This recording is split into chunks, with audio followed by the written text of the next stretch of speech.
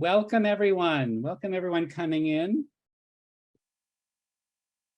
This is Past and Present with Allison Gilbert and her wonderful guest, Tanish Hollins. My name is Andrew Engel. I am Senior Programmer at Reimagine. Our mission is to help people of all backgrounds face adversity, loss, and mortality, and channel the hard parts of life into meaningful action and growth.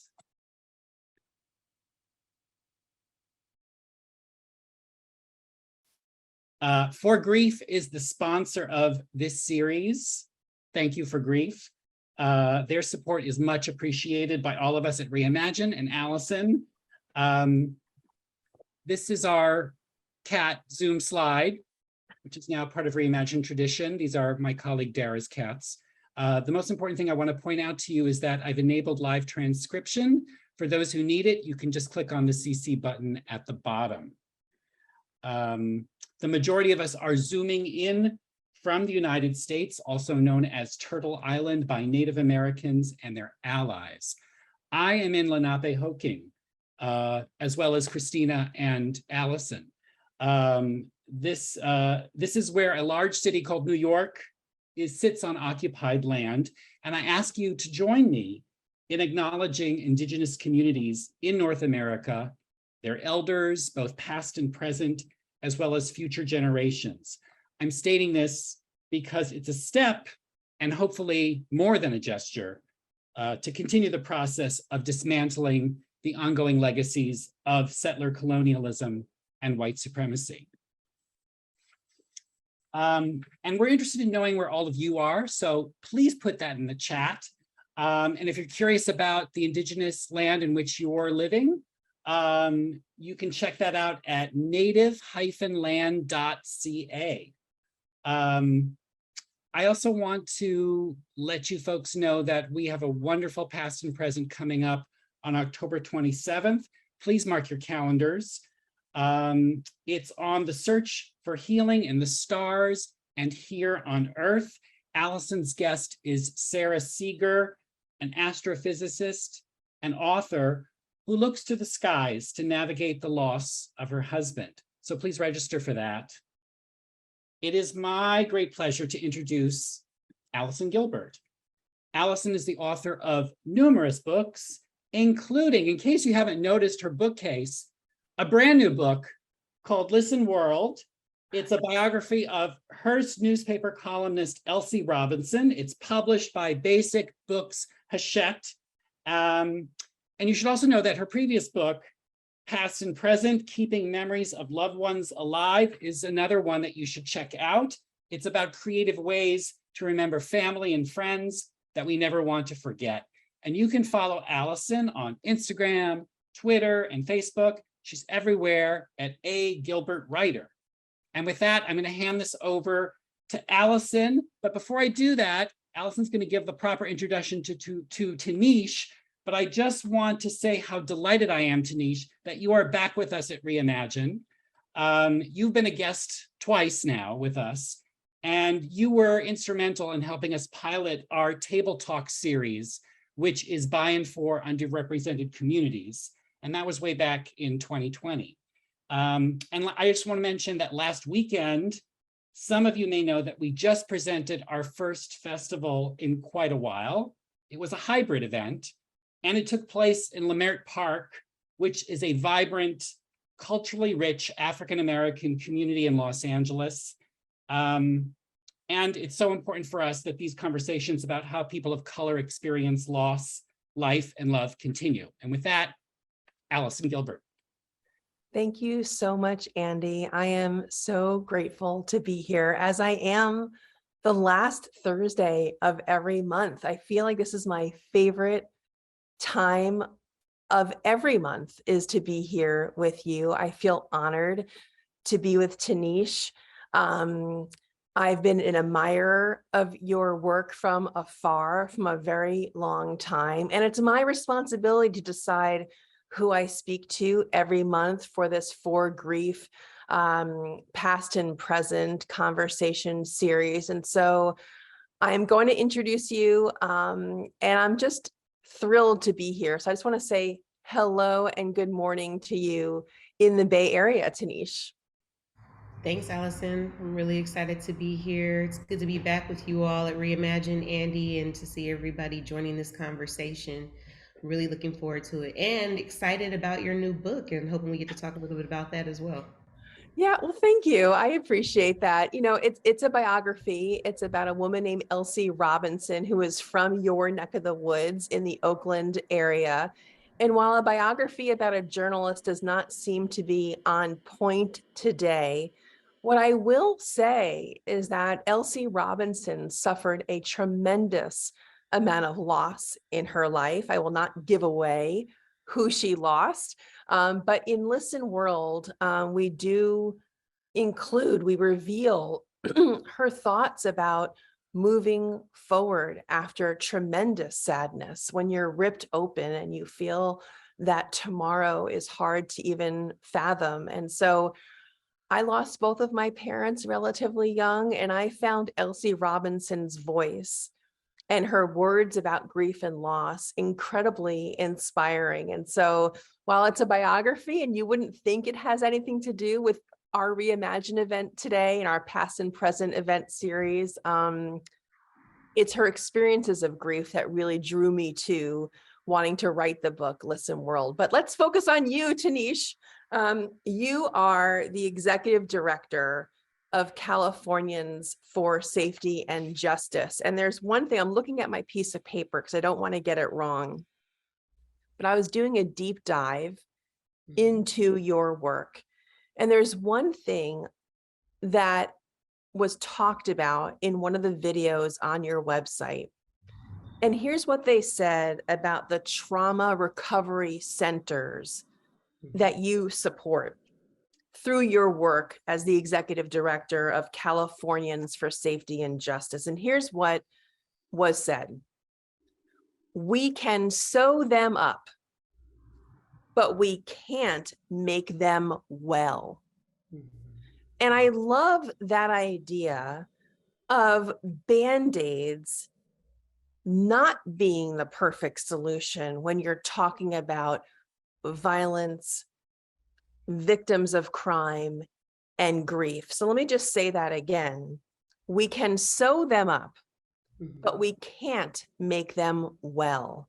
What does that mean, Tanish? Well, one, just to give a little more context, I believe that statement was made by one of the trauma surgeons at San Francisco General Hospital. And San Francisco General Hospital is actually one of the pilots, a national flagship for a model that we call the trauma recovery centers, which are basically an open door recovery center for folks who've experienced trauma in their lives as a result of violence or victimization. But what the trauma surgeon was essentially saying is, to your point, yes, like we can address the wound, but the wound is much deeper than the physical wound. Making folks well, making them whole, addressing harm takes much more than just addressing the physical wounds that people carry. And just this recognition that when someone experiences harm, many times they're uncovering layers and layers of grief, layers and layers of trauma they've experienced in their lives. So in the context of the work that I do, trauma recovery is essential to public safety. This is how we keep ourselves and communities safe, by focusing on being well and addressing and dealing with the trauma that we carry. And this is especially important for Black folks and people of color, because many times our trauma and our pain is ignored. I would like to focus on the parts of your work that extend beyond the borders of California. We have many people who are on this call today from many parts of the country, not just California. And when I was really looking forward to speaking with you today, I was looking forward to understanding better what parts of your work bubble up and impact other places. What parts do you hope seep out and make inroads for either policy changes or for how we treat crime victims, and then therefore those families who are grieving the loved ones who they've lost? It's a great question. So I am the executive director of Californians for Safety and Justice. Our work started here in California in 2014 with the mission of ending this state's reliance on jails and prisons to deal with public safety issues and to deal with things like trauma, address some of the drivers of crime in our communities. Our organization went national in 2015, so we are now under the Alliance for Safety and Justice. We've expanded our movement to over 10 states. We have a program under our organization, Crime Survivors for Safety and Justice, which has nearly 100,000 members nationally across the country. And the work that we do through that program arm is bringing victims and survivors of crime and members of community who have been impacted by crime and violence together for healing, but also to turn that pain into power and to advocate for the kind of resources that we need to create wellness and restore our communities. So a lot of the work and the conversations that we started here in California, including the trauma recovery centers, have expanded nationally. When we first started these conversations almost a decade ago, a lot of the work and investment was here in California, but many other states, as soon as we started getting those wins and getting the attention of legislators and decision makers who also agreed with us that in order to make communities safer, we actually had to deal with trauma, and we actually had to focus on communities and individuals who were not seen or treated or responded to as victims of crime, that was an important thing to do. Other states took notice. And beyond just the political and advocacy work, talking to survivors themselves. I'm from Bayview Hunters Point. I'm a native of San Francisco. I can go to Southern California. My community sounds a lot like South Los Angeles. It sounds a lot like Inglewood and Compton. It sounds a lot like Southside Chicago. It sounds a lot like other parts of the state. And then even for communities that are not as urban, what we've learned from talking to victims and survivors, especially Black survivors and folks who've experienced victimization, is that many of us have never received support. Many of us were never acknowledged, as victims or survivors, or got the access to resources that we need. And when we talk to folks even outside of the Black community, many victims and survivors don't get access to the support and resources that they need. Less than 1 in 4 across the country. So our work may have started in California, our conversation started in California, but this is a national issue. It's a historic issue, and it's one that really has the movement has grown with people bringing their voices into the conversations about how we heal and what we need to heal and how that connects to safety. What you're describing, the lack of access to resources, is really the seed, the kernel, the reason why For Grief exists. It's to break apart and crack open the barriers to that care so the resources can be available to people no matter where they live, whether it's in a city or in rural parts of the country. If something is not next door, I guess the goal would be that if it's not in front of you, it's still possible to receive that level of care and attention. And I want people to know virtually, I guess, I'm going to pause just for a second to make sure they know, Tanish, how to get in touch with you and your organization during, after, post this call. But on Twitter, you're at Safe and Just. Your Facebook is also Safe and Just, and you, Tanish, yourself on Twitter is Tanish Hollins. And so I just want people to know that I'm very good on time. I will not keep you late. We will be done, I promise, at the top of the hour. But just because we are done, I'm sure, Tanish, you would likely agree that the conversation doesn't have to end. And For Grief as well. For Grief is on Facebook and For Grief is on Instagram. And so there are ways to keep the conversation going than just this 1 hour. We did touch a little bit with your help, Tanish, about Black grief and people of color. We've had those types of conversations before. There's incredible work being done that you and I have spoken offline about, Dr. Tony Miles in Georgia. And I'm wondering if you can talk a little bit, if you can, about how do you experience grief as being different in certain communities than others? Is there not a wide brush that we can paint about grief and loss, or do you feel like there is a necessity of having more specific and targeted conversations? I think it's extremely, extremely important for us to understand the diversity of experiences that we have, especially as it relates to grief. And I think that's especially true for Black Americans. There's a historic context to Black people not being seen first as human, and then to not have our pain, our trauma, or victimization recognized, to not have our bodies protected by law, in fact, to have it legislated against, to where there was no consequence of action for the harm that Black people experienced in this country. And it's impossible to ignore that and have a conversation centered on healing or grief or anything related to those topics.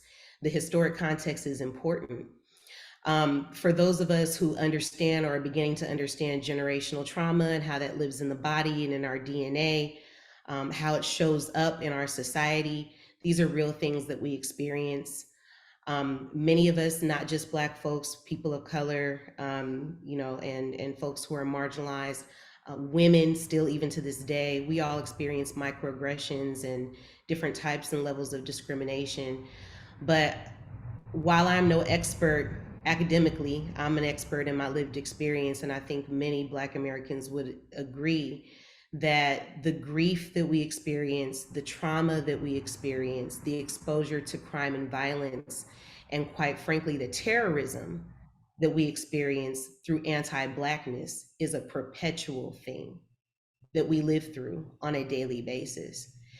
And it should be recognized, just as our resilience and our strength and our beauty and all of the contributions that we made into the world are recognized, so should our pain and our grief and our trauma and how we deal with that. I think it's also really important to talk about safety, and this is one of the reasons why I'm so honored to do the work that I do, not just in California but across the country, in leading this conversation about what it means to create safe communities and what are the components of safety, but specifically as a Black woman, to be having a conversation about safety with the understanding that many of us have never felt safe in our bodies. Many of us have never felt safe in our communities. Many of us struggle to feel safe in our homes, still on a daily basis. And so there is a lot of importance in understanding and recognizing that, in the same ways that we should hold understanding and recognition for many other communities that experienced harm, and many others who are still dealing with oppression and different types of discrimination every day. It is that empathy that gives us the space to see each other and to heal. One thing that I thought was really important, and I learned this not long ago, was just around the acknowledgement, what it does for you physically, to have your pain or have your experience affirmed that, yes, that did happen to you and it was wrong. Like, that literally rewires your DNA and gives you an opportunity to have a new experience related to that harm. And so that's what we're all calling for. We all want to be seen. We all want to have our pain acknowledged. Well, and validated. and validated. Yes, and validated, right? And an opportunity to heal. And I think that's a critical conversation specifically for Black Americans and folks who are marginalized in this country. I want to invite everyone who is listening and leaning forward in their chairs. I see a lot of those people who have their cameras on. I see nodding faces and nodding heads. We will have an opportunity for you to ask questions. In about 10 minutes, I will stop asking questions and I'm going to ask Christina, who is on this call as well. There she is, raising her hands, smiling. She will go through the chat. She will look for your questions. I will ask her. I will appoint her the picker of those questions. And I would encourage you It's very rare to have Tanish Hollins on the line. She is busy. And so we are so lucky she is with us today. So if you have a burning question for her or me, for that matter, please put it in the chat. And Christina's role will be to find those questions that are going to be the most inclusive and answer the most people, most questions. So if it's very personal to your story, the likelihood of that question being chosen will be less. Let's try to make it more applicable to the most people. That would be fantastic. So I want to dig back into some other questions that I have, but one of them in particular is something that I think you're going to want to talk about, which is the importance of storytelling. Mm. How does that come into play, Tanisha, in your work, storytelling? Storytelling is a huge and essential part of our work. It's really literally the secret sauce to how we make change, both in the legislature and in our communities. There's something incredibly powerful about people being able to reclaim their narrative about what happened to them or their family members, about how they experienced their grief or their trauma, and the impacts that it's had on their lives, that gives so much insight and perspective, and also builds connection, to help folks understand how to help or what is not helpful, and also how to empower and support people in their healing process. And so we do that in multiple ways, you know, through our work, in the Alliance for Safety and Justice in California and all of our states.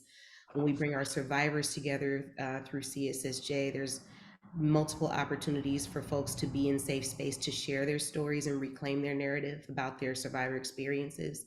Also for our communities, you know, I see myself as a vanguard for my community in being able to stand in front and reclaim the narrative about who we are and the pain and trauma that we've experienced, but also what we need, and quite frankly, what we demand to be able to heal and repair our communities. And so there's a lot of power in truth telling and reclaiming your narrative. And I've seen it be such an instrumental piece of individual and collective healing in all of our communities. There has been no greater way for people to build connection with each other than to have that commonality in talking about what they've experienced and how they've survived it, and then how they are moving through and thriving. And I think we also learn a lot from each other outside of our communities, you know, about what that means and just the connections that we all share as we're processing our experiences, whether it's as a victim or survivor, or someone who's in community with others who experience that type of harm. So it's really critical. And one thing that I really pride our work on is, in the legislation that we pass in our states, there are stories that are tied into our legislation. There was recently a bill signed into law in California that was inspired by the story of a young man named Curtis, who was killed when he was a young man. He was a teenager, and his mother struggled to try to get information about the investigation from the system. 20 years of working through bureaucratic barriers to get information about the investigation of her minor son. Through working with us and through this mother sharing her story, it encouraged many others in the state of California to come forward and share their stories about how those barriers led to real consequences and more harm. We had the opportunity to help share those stories and now pass a law that will prevent other families from having to experience what their family experienced. That is the power of storytelling. And that's what it looks like at a legislative level. But there's so many more examples of what that looks like in community. There's so many more examples of what that looks like in families, in home, when people have an opportunity to safely share their stories. So it's very, very important. Well, let me push a little bit further. What would that look like on a very micro level? Let's say you are talking with a victim of crime, or perhaps more for this conversation, someone who lost a loved one to a crime event. How would you say, what would be a concrete example of a micro way of changing that person's story who is just longing for their mother or their father or their husband or their brother? how does that storytelling play out on a very individual basis? Well, I think one of the most special and important things about creating space for folks to share their stories, or those magic moments, really happen when people share common experiences. So a survivor is infinitely more likely to share their story with someone else who understands what they've been through, right? And I see this all the time, you know, with mothers in our community who may have lost their children to gun violence or community violence, or DV survivors. When we come into contact with people who have a shared experience, there is an element of safety, that I feel seen. You understand what I've been through. You know what this is like. That's been a very, very powerful dynamic of creating space for folks to share story. And you know, um, I always admonish folks to be mindful, right? You don't want to press anyone to share their story. You know, everyone is at a different place in their understanding of their experience and their healing journey, so you want to do so safely. But I think safety, I keep coming back to that word, right? Making sure that you are emotionally in a space where you can hear and receive, and that the survivor is in a space where they can emotionally share. But when that happens, there's so much value and so much opportunity for healing and connection there. And so, you know, it happens all the time over coffee. It happens all the time in our homes, right? Our young people, I can't emphasize enough how critical it is to find space and creative ways for young people to share their stories. Because a lot of times we start at the other end of the spectrum, we talk about victims and survivors, but there are so many young people that are carrying these stories inside of them, and they're expressing it in different ways, some good and some not so good. But it all comes back to creating safe space for people to do so. And so that's a big part of it. Thank you. Let me pause just for a second. It's about in New York at 1:27 p.m., which means I'm about 5 minutes away of turning over the reins to Christina. So that means if you do have questions for Tanish Hollins, please put them in the chat. This is your opportunity. I know you all are busy and you come here for a reason. You want information, you want resources, you want to ask questions. I would feel that it might be less of an opportunity for you to sit and listen and take notes, and not, if you even have a thought of a question, this is your chance to ask Shanish anything that you would like. Please put it in the chat. And let me just pause one more second to remind you how you can connect with all of us when we are done here in about a half an hour, because I don't want you to feel it's done. I just want you to feel it's temporarily done until we pick up the conversation on other platforms. So for grief, which we would not be here without, is on Facebook. There's also a community page that For Grief has, where you can enter this private Facebook community and talk and get perhaps some of that validation that Tanisha and I were just talking about. For Grief is on Instagram. Of course, we all know and love Reimagine too. Instagram, Facebook, and Twitter at Let's Reimagine. On Twitter, though, it's Let's_Reimagine. So you can find Reimagine there as well. And Tanish, huge following on Twitter. It's Tanish Hollins on Twitter. And your organization is at the same place, Safe and Just, on Twitter and on Facebook. So I just wanted to reassure everyone that this conversation doesn't have to end necessarily at the strike of 2:00 Eastern.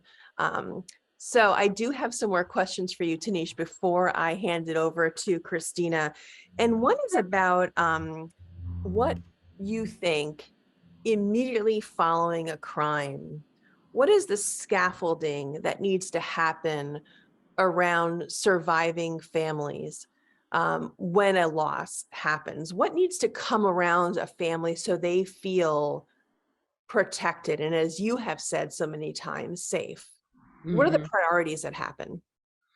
I like that you even made the gesture of coming around, right? Because that's literally what needs to happen for families and folks who are impacted. They need wraparound support.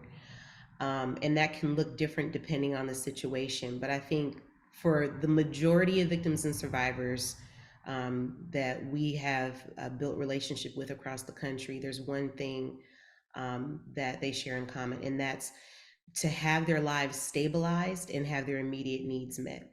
Because experiencing a crime or harm or a loss automatically destabilizes your life emotionally, physically, financially, spiritually, in every way imaginable, and the people that are connected to you. And what many survivors are longing for is a sense of normalcy.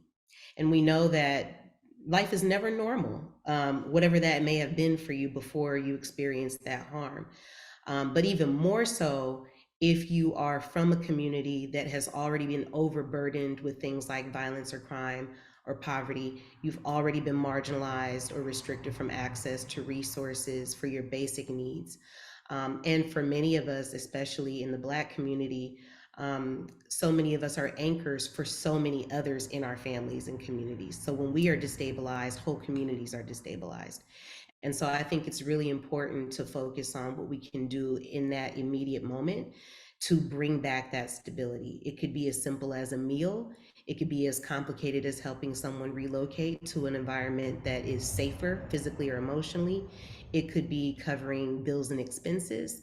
It could be making sure that the kids have somewhere to unpack and process, or just be themselves for a moment while adults are trying to figure out, and vice versa. So I think it's also really important to listen to folks, both what they're saying and what they're not saying when they experience something, and just be present. You know, the one very common theme about experiencing any kind of harm or trauma is that it's a lifelong experience that you will continue to manage in different ways. And so just remembering that that moment when it's acute is critical, but so is a year later, so is 2 years later, right? And to be in relationship with folks who are on a pathway to healing, and provide that support to people who are having that experience is important. I think what you just said is so important. And the reason why I'm remarking on it is that I think there's a reason why people wanted to come hear you today in such droves. We had nearly 200 people signed up to hear what you have to say.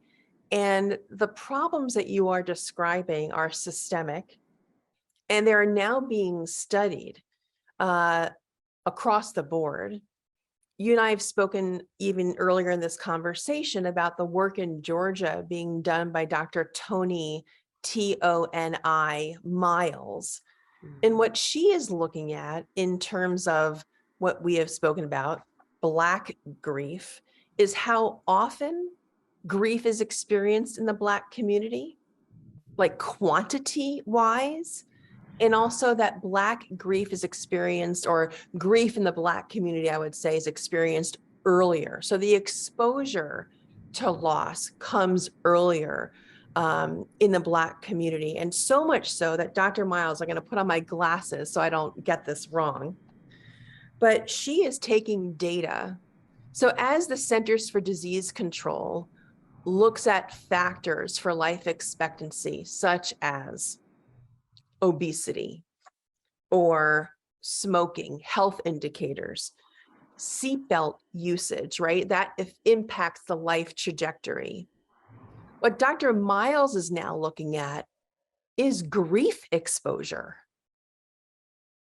I find that to be remarkable, to put grief as an indicator of how long you may live, as obesity and smoking and other indicators that maybe we are more accustomed to. And what she is looking at is how much earlier the Black community is exposed to grief and how much more quantity of grief is in the Black community. And I wonder if you could speak to that. And then I promise I will go to everyone's questions. I'm so grateful for Dr. Miles and her research. when you talked about the other indicators like seatbelt usage and smoking and obesity, um, in addition to economic and environmental things that may impact folks' choices in lives, grief and trauma are often at the core of this. And much of what we experience in our community is a need to cope with the grief and trauma that we experienced too early in our lives. And I'm really grateful that Dr. Miles and that someone from our community is doing the research and uplifting this disparity, because it's critical. Often also because, as I mentioned before, grief and trauma and victimization in the Black community has been ignored for centuries. And so to not have that as an indicator or a marker for life expectancy, or for how quality of life, right, just makes no sense. So I'm really glad that that research is being done to validate and affirm what so many of us already know to be truth, our lived experience.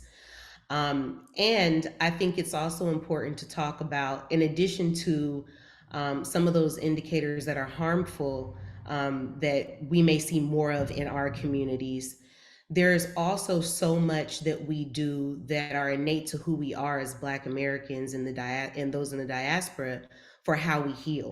It's also being researched and also being mass produced. How we keep our loved ones with us, you know, the cultural norms that we have when someone passes on in our community, whether we come together for vigils, whether we create memorial spaces for them in our communities or our homes, the different rites of passage that we have. I'm going to be in New Orleans in a couple of days, and I think about the homegoing celebrations there and how they look when folks are second line into the street to walk their loved one home, and how we do the same thing here in California, and you see that in other places, even in Ghana. But there are rituals that we hold to keep ourselves whole and together as we experience this grief. And so it's something that has certainly fascinated me as someone who's living through and experiencing the grief that we're talking about and researching, but also the practices that we have to manage that grief, and to turn that grief into love and joy and resilience in our community. And I hope that that study continues to extend to that. Elsie Robinson wrote an amazing poem called A Monument to Love. And you just reminded me of that, because what she said was that her life will be the monument to the losses that she's had, right? That she can look at loss and she could cower or hide under the covers. And of course, there are days where she wanted to scream and be incredibly sad, or she could pivot, do that storytelling work that you were talking about, and decide to live her life as the monument to the love that she misses so much. And so you just reminded me of that. So thank you. That's beautiful. And I feel the same way. You know, I've lost a lot of people close to me, and I represent them. You know, my brothers who have gone, and so many other people who are close to me. I know a lot of people share that sentiment. Christina, I'm going to toss it over to you. Tanisha and I are ready. Okay, the first question is from Diana. She writes, in terms of giving kids a chance to tell their stories, do you have suggestions of prompts and or media to help start the process? So again, I am not a clinical expert in this, and I always encourage folks to seek that guidance, especially when it comes to children. But as a mother, I can tell you that kids are rarely shy about talking about what they've experienced. It comes out in a lot of different ways.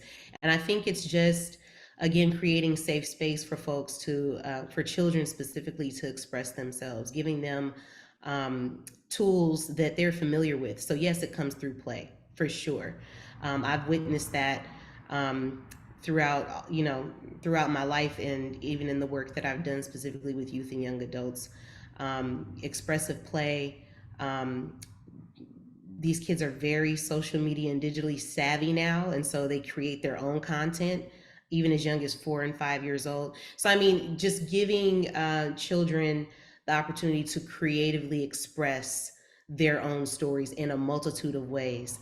I remember the power of having improvisational play, making sure that kids have access to clothes and shoes and, different things they can wear on their bodies, music, things that they can act out, tools that you would find in your home. I don't know if y'all remember the play kitchen sets, with the fake fried eggs and the French fries and things like that. But it's through play and expression like that that children begin to speak their experiences and also what they observe.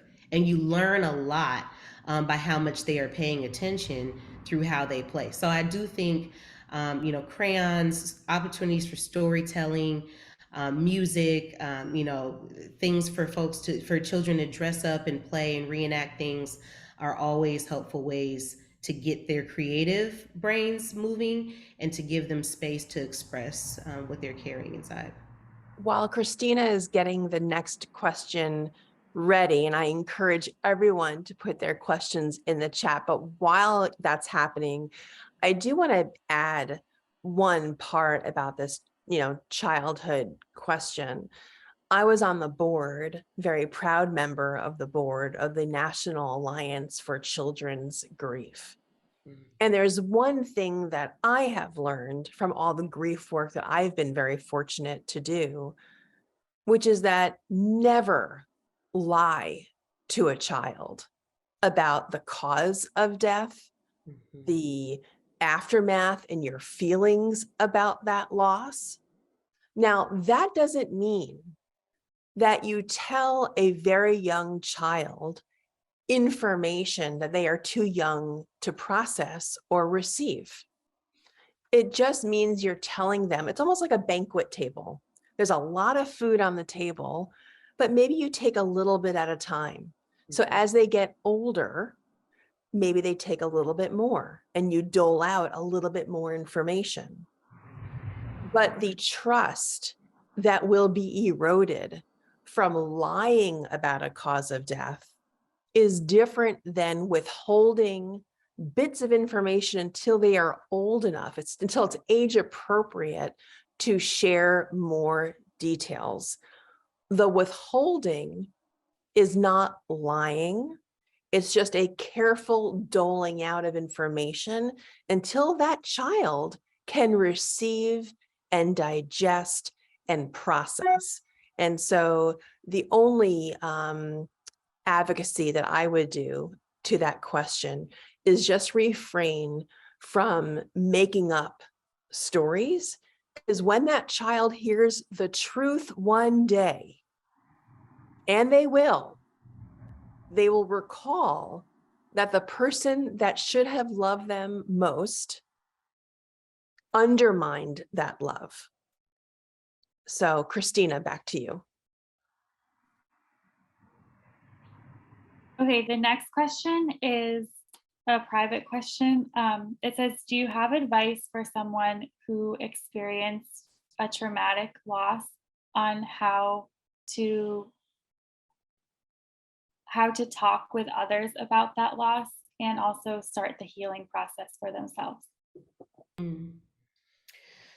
It's a great question. Everything begins with the individual first.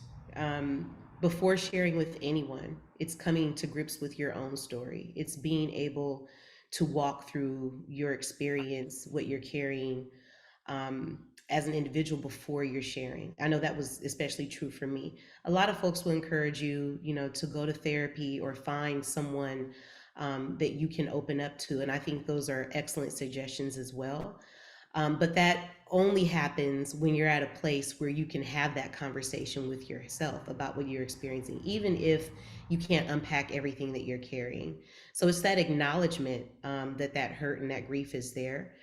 And then I think second is finding an intimate layer of support. Grief therapy, I've heard from a lot of folks, and I've also had my own experiences. Support groups for some people are wonderful. For others, they're not healthy environments for them. So sometimes it's really a matter of knowing what your comfort level is the level of support that you need, what kind of environment you need to be in. Is it a clinical environment? Is it with a pastor or someone in your faith community? Is it with a family member that you need to disclose this to?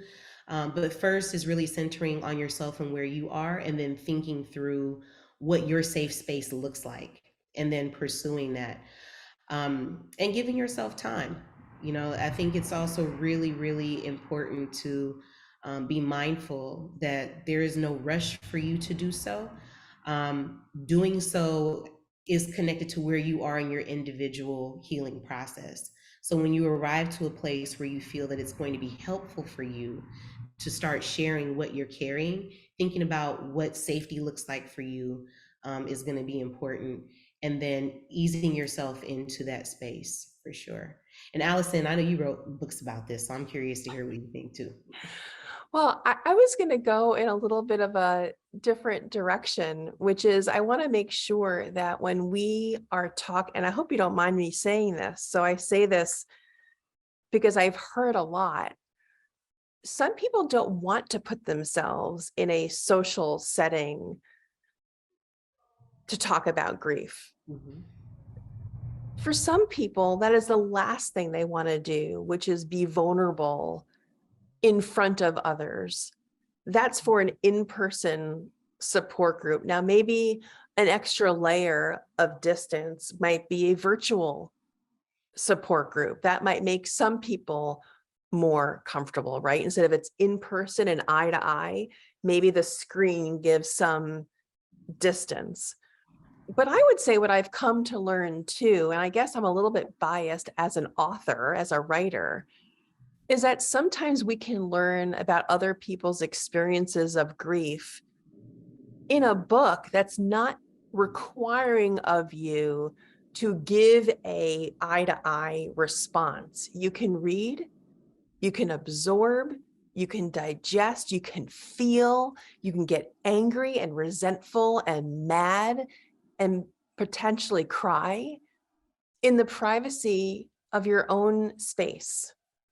And if you have that own space is your couch or in front of the television or in your bed or in a chair or on the floor, you own it. And so I don't want to take away the powerful opportunities that come with hearing and reading and exposing ourselves to other people's story through the written word. It doesn't have to be, I don't know. Am I making sense, Tanish? Do you know what I'm saying? Yeah, for sure. I mean, you made me think back to some recent experiences that I'm holding from last year. I had some very traumatic losses in my family, unfortunately. And I've done a lot of different ways. I've processed in a lot of different ways. But right after those losses, I began doing audio recordings to myself of talking through what I was feeling. And I didn't share that with anyone. I just needed somewhere to put it. I needed to get it out. And I wasn't sure what I was going to do with it. I didn't know if I was going to go back and listen to it. I didn't really have an intention, but I knew I needed a place to put it. And for some folks, writing, as you are as an author, is a great way to do it. For me, I'm a perfectionist. So if I started writing, I'd have to go back and edit it. I want it to be this perfect thing, when really I just needed to get it out. So I think having those options and giving yourself those options, which is why, when the question was posed, I said, really figure out for yourself what it is that you're looking for, right? If it is that you just need to be able to share what's on it without sharing it with the world, or in a setting where you might be re-traumatized, or don't want to experience that vulnerability, figure out for yourself what is a safe way for you to do that, and seek it out. But I have learned so much from reading folks' stories, and I've also processed so much from writing when I have the capacity to do that. And I think those are excellent suggestions. Christina, I'm wondering, just because Tanish just talked about reading and writing and learning from the page, may not work, but I think at some point today now, and I've been on the Zoom now, so I couldn't check myself, but there's a website platform called Bust Magazine. It's a feminist space. And I wrote a piece for them about like the top 10 biographies that deal with grief. Maybe it's posted, and if it's posted, it just went live while we're on the Zoom. Post the link there, because I think that could be books that people might get some value from. I don't know if it's even live yet, but anyway, Tanish, I wanted to speak with you. I had another couple of questions before we take more from those folks who are kind enough to join us today, is about who are victims of crime violence. And I want to talk about the ripple effects being far greater than perhaps we want to recognize or think about. So we think of a single crime victim, but of course that one victim has a family and friends and the greater community. Can you talk about how wide you think that circle gets? And so when you think about your work, how intimate and how wide do you go? That is a great, great question. A big part of our work through CSSJ is helping to broaden the definition and identity of victims and survivors. So much of who's identified as the victim is closely related to who the police report identifies as a victim of a crime, which is problematic, especially for Black folks who may have been victims of crime or communities of color. So we are working to expand the definition of victim and survivor beyond what law enforcement's ability identity might be. Co-victims are often identified as folks who are part of the immediate family or who may have been in the area when someone experienced a harm. We know, especially in the Black community and communities of color, that the number of folks who are impacted by any incident of crime or violence is endless. The ripple effects can be felt throughout families, throughout entire communities, throughout whole cities, and for a very, very long time, which is why in our advocacy work, especially at the legislative level, we push very hard to make sure that the resources that we are fighting for, like trauma recovery, greater support through victims' compensation, is extended to family members, is extended to neighbors who may have been directly impacted. Our definition of a victim is someone who is either directly impacted by a crime or someone whose life or daily routine was changed as a result of an incident of a crime, right? And so when you use that definition, who experiences victimization becomes much broader than who's listed on a police report. And the reason why that is important is not just for the acknowledgement or access to resources, it literally is for the healing. It is to bring folks into the conversation or into access for healing. And this would also include those who are connected to those who may have committed the harm, because they also experience victimization through that harm.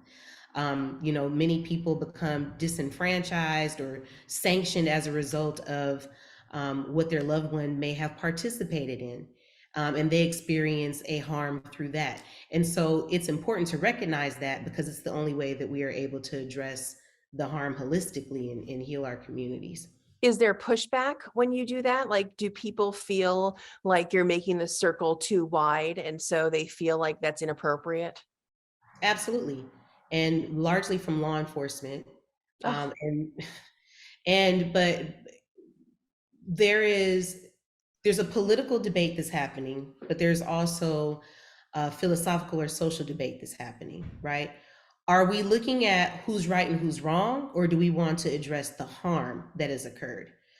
And we are erring on the side of addressing the harm because we believe that is what's going to lead us to safety.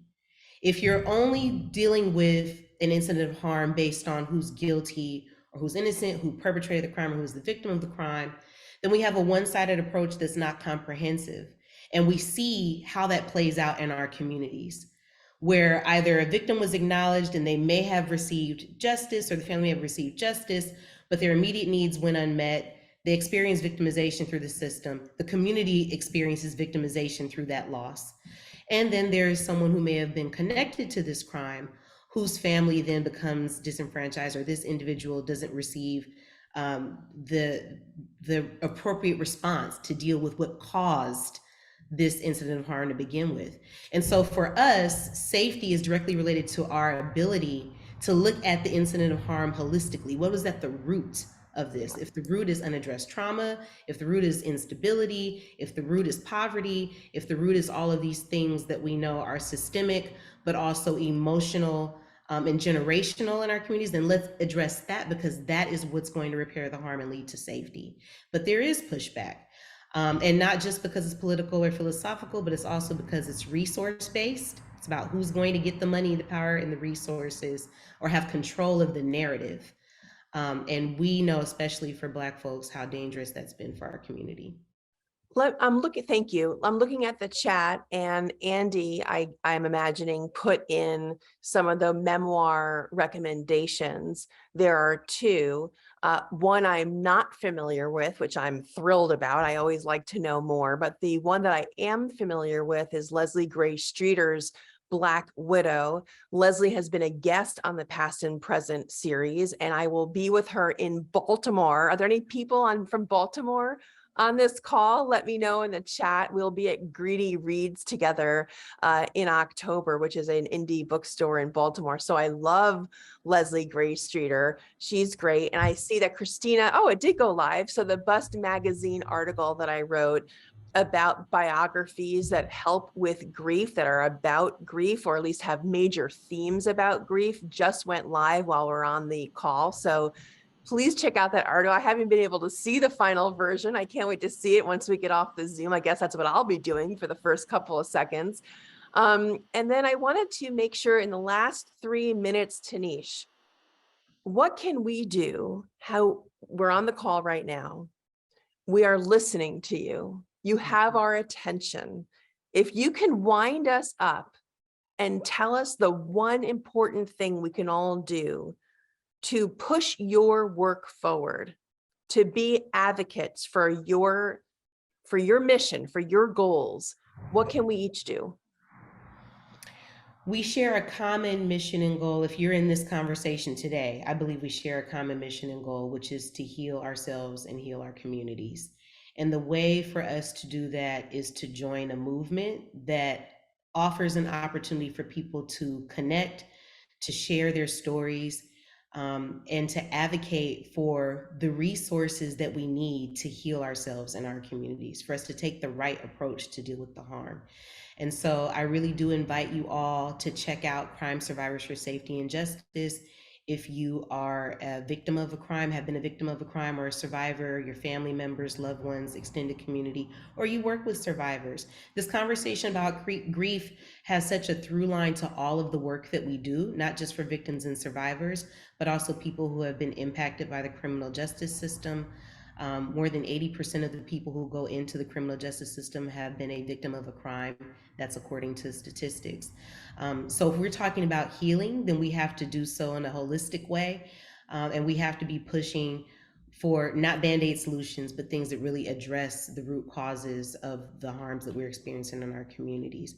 So I encourage y'all to stay in the conversation, link up with Crime Survivors for Safety and Justice or Californians for Safety and Justice to learn more about our work here in the state, and encourage you to continue your own healing journey in sharing your stories and creating space for more folks to do that in our communities. Well, Tanish, I am honored that you said yes to my ask for you to be on today. I am grateful. Of course, I'm always grateful for grief, for being the reason financially that we can all be here. The For Grief platform is a tremendous resource. You talked about access. For Grief is breaking those barriers down and is a growing platform. And of course, Reimagine, our host. I am always grateful, Andy, to you and your entire team. And as always, Christina, thank you. And I am on time. We will be over at the strike of 2 o'clock Eastern. And I'm grateful for everyone to be here. And I'll see you next month. Thank you. Thank you all for having me. Good to meet you, Allison. You too, Tanish.